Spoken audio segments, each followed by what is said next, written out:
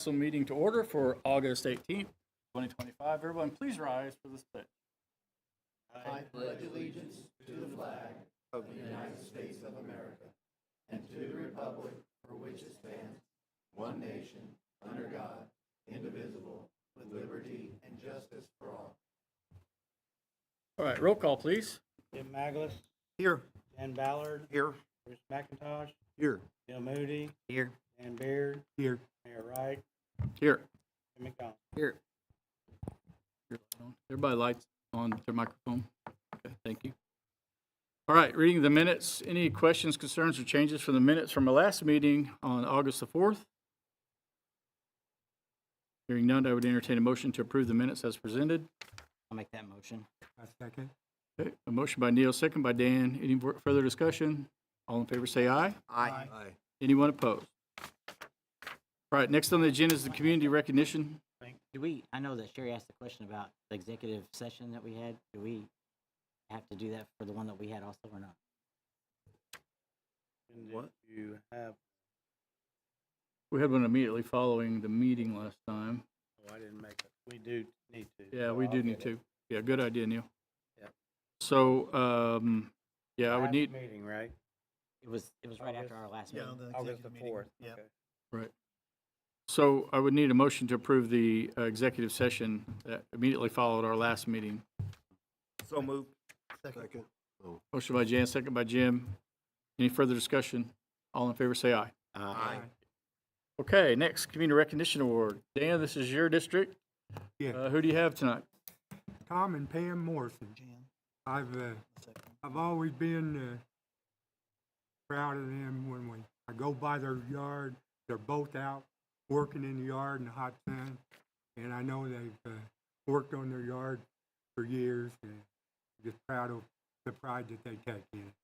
So I'd like to present you some things on behalf of the city and let you know that all hard work. Thank you, guys.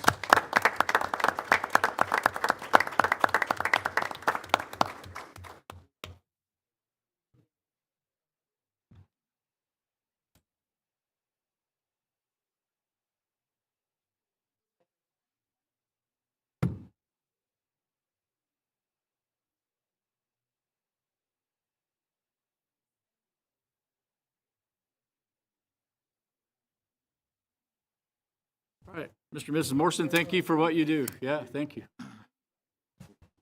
All right, under old business, if you guys look out front, you'll see some new police cars. Those were picked up last week. There's still some striping and stuff to be done to those, so we're still a little bit of a work in progress, but you guys can see the new vehicles. We took several up and traded them in, so we invite everybody to go out after the meeting and check those out. Bobby couldn't be here to talk about those. He's at a Chiefs conference this week, so he's up there learning all kinds of good stuff about our police department. So invite everybody to go out and check those out. Okay, I don't show anything under new business. Next is the payroll allowance report and the claims. Any questions or concerns on the claims and the payroll allowance report as presented? I didn't have any questions about it. Okay. I'll make a motion to approve the payroll allowance. Okay, motion by Neil, I second that. second by Bruce. Any further discussion? All in favor say aye. Aye. Anyone opposed? Okay, I don't show any other business for the council tonight. Next is public comment. Any public comment for the council tonight? Under other business. Okay, hold on just a minute. Under other business? I have met with the superintendents of our utilities and discussed with them some HR questions, training need. I'm bringing it up because it's coming to budget time. I've asked them to put in their budget, whether it be a third-party HR, our own HR, or whatever it is, training, exercise, money that we can use for each department to do training, right? So I'm Don't want them to surprise you with it come budget, but I'm telling you up front, I've asked them to put it in their budget so we can handle some of these HR issues, such as training. Okay, I think there's a need, I think there's something we can do. And then refer back to your handbook. We need to set up a committee, Mr. President, you need to set up a committee, get on that and get that handbook finished up with the proper procedures in place. And I think that third-party HR person or whoever could help us. I think a councilman expressed to me that a third-party HR person would be good to help, assist, guide, investigate. All those issues could be checked off if we had available funds and had someone designated, already hired, on contract, pick up the phone. That's what we talked about with the superintendent. I think it's a good idea. I think it's something you need to think about in your budget. I know it's tough. I know budgets are tough. But we do need to create a line item. Just as a reminder, budget meetings are the 25th, 26th, 27th, and 28th of next week from 3:30 until 6:30. Whether it be seasonal, part-time, or full-time, I think training's needed. I think we do have a workman's comp training issue as well. All that can be combined in with sensitivity training and all that can be implemented. And we can figure out the schedules with each department. I mean, we're not gonna have every department in here at the same time. We're gonna have to get them in, train them, out, back out. Another group come in. So it's gonna be a work in progress. Can you explain the process? I mean, I know the handbook, what I looked through, and then also other handbooks throughout the state that we got copies of to look through. It's a Board of Works that the Board of Works has to approve the handbook. Is that correct? Yes. They would approve any HR that, as far as contracts goes, we just have to. Contracts, yes. So the policies, let's say we have a policy for changes here for some of the, What? let's say we have policy changes for what's happened here recently. Yes, sir. And we would take that to the Board of Works, and they would ultimately have to approve an addendum to the handbook. Is Yes, that correct? Okay. Any contractual things go through Board of Works. Right. I think Jim's wanting to get you guys' attention about it so it can be put in the budget this coming year. But I think it's gonna take all of us, though, to get that handbook, No, I 100% agree. 100% agree. because I want your input on it. You know, I don't want to say it's all dumping on the Board of Works. Right. When you have different ideas that you might want to implement, or different set of standards. When I looking through the handbooks of what I've seen from other cities, there's a lot of good information that's already out there that I think that we should be implementing for sure. Yep. So And I'll go ahead and back that on our budget meetings, is make sure we have a line item that allows us to do that. Yes, sir. The third party issue that's a big one.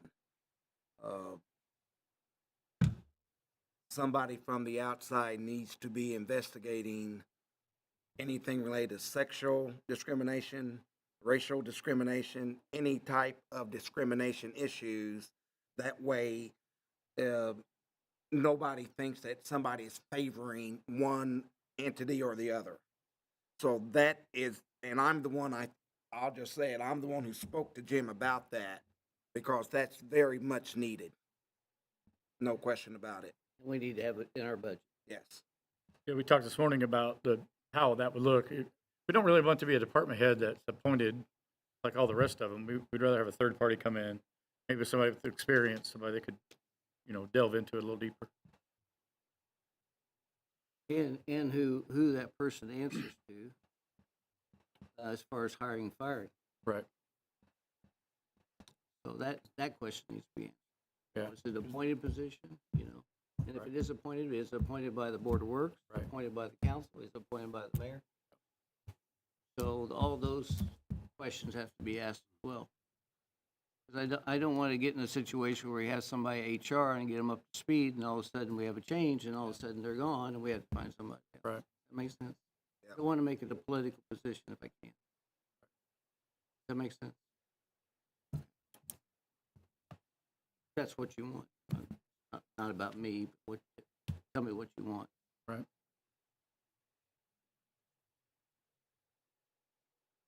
Okay, any other business? Okay, public comment. Any public comment? If you do come to the podium of 3 minutes, then please state your name. My name's Mindy Morris, 204 East Old Petersburg Road. I'm encouraged by the discussion I'm hearing tonight. Gentlemen, thank you for prioritizing this. I stayed up late Saturday night transcribing a recording with the intention of opening with that this evening. After seeing the official statement released by the mayor on Friday, I felt compelled to make sure everyone here knew my daughter isn't a liar, that she didn't make this up, and that the racial slur used by the supervisor when she went to work on July the 4th was in fact directed at her. In our house, soft A's or hard R's don't matter. We don't allow the use of the word period. And this should be the case with all employers too, especially the city. It would have been shocking to have stood here and shared what's in that recording. It would have created an uproar. It would have shut the mouths of the people saying the incident was not what we made it out to be. It would have answered the question of whether or not the environment at the pool changed in the weeks following the discrimination our daughter endured. And it damn sure would have been driven home the fact that the so-called investigation was all smoke and mirrors. An attempt to quell any discussion fed by the hope I would just get busy or bored and go away.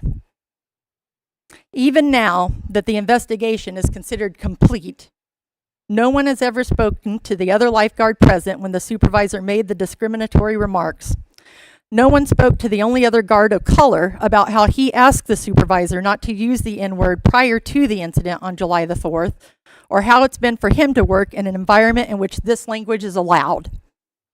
No corroborating evidence was found because no one looked hard enough. And I was ready, maybe even looking forward to sharing that evidence here after all we've endured these last few weeks.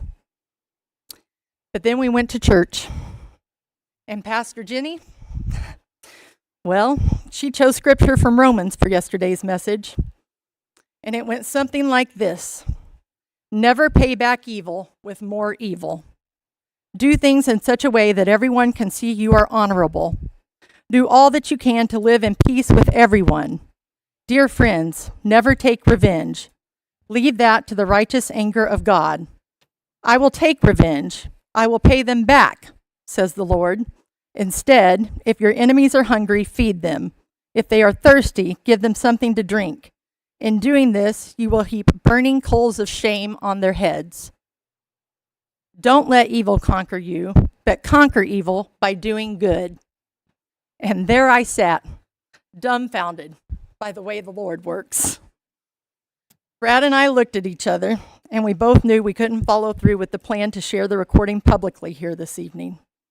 We have a daughter who is trying her best to move forward into a new school year, and there's another young man on the same campus trying to do the same. Grace, if you're watching via live stream, I want you to know how proud we are of you. It's easy to sit in your armchair with the gift of hindsight and say, I wish he would have. But it takes an incredible amount of courage to weather something like this in the moment as the only person of color in the room. This doesn't mean we're done. The road ahead will be long. There's much work to be done. A couple of the council members started that work last week. It will be a marathon, not a sprint. We are deeply committed to staying in this race. While we can't change hearts, we can change antiquated policies, so we'll start there. We hope you'll join us on the east side of the square this evening at 8 p.m., and that you'll stand alongside us as we push for a kinder community, a more inclusive community. We ask that you'll say no to discrimination in all its ugly forms by continuing to show up and demand better. Thank you for your time. Thank you.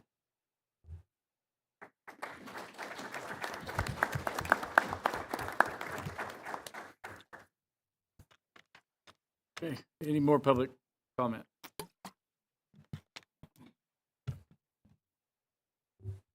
Kelly Moore, 522 South 2nd Avenue.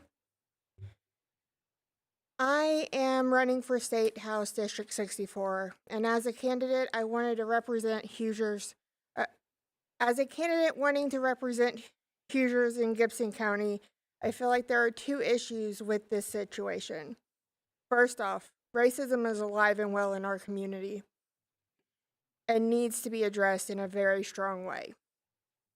Even if this word was just used in conversation, that is a huge issue. Secondly, there are issues with the fact that you have proven our city council does not listen to the victims. This young girl felt attacked and violated and was not treated as a victim. Instead, her mother was attacked for how she addressed the situation. Thank you.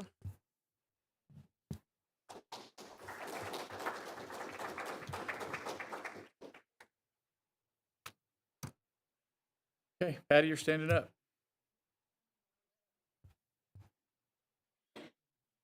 Patty Vanoven with the Gibson County Chamber of Commerce. I am just here to invite everyone to a ribbon cutting next Monday, August 25th at noon. It is the new Isaiah Projects Family Visit Center at the new YMCA.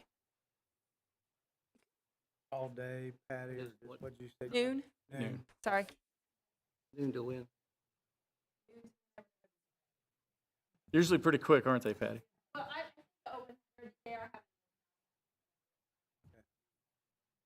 I've been in there. It's a great space for what they're doing.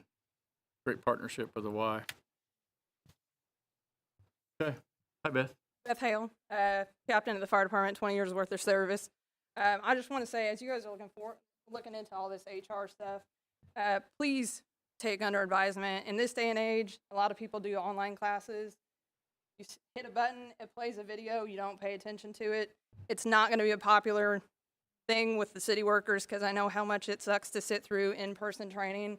But I feel like you need to consider making it in person so it's not just somebody sitting behind a computer playing on their phone the whole time. So if you guys would, when you're looking into things, take that under advisement. We did discuss that this morning with the superintendents. And I believe they all agreed that we need some type of in-class accountability to show that training has been done and that they attended. Some type of little quiz. I don't know what that looks like, but something that shows that they were paying attention, so we can put it in the personnel files. Don't know exactly how that looks like, but we did discuss that, Beth Biscuit. Okay. Any more public comment? Public comment.